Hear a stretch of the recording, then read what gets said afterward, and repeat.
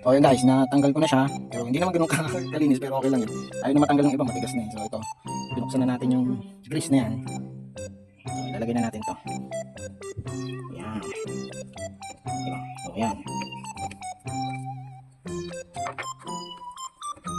Yan.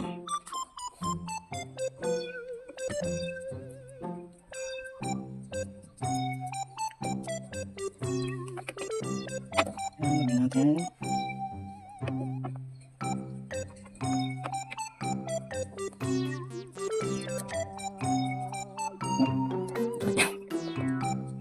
Tumalsik. So ayan.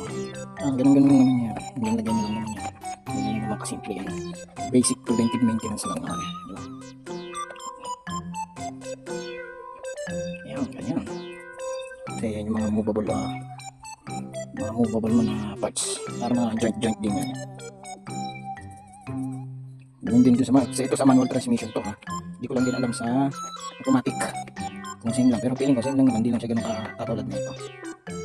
Dalawang cable lang din to. Ayan.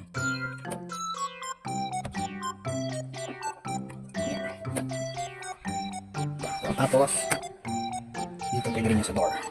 Ayan, sa door pwede rin yung lagay nyo dyan.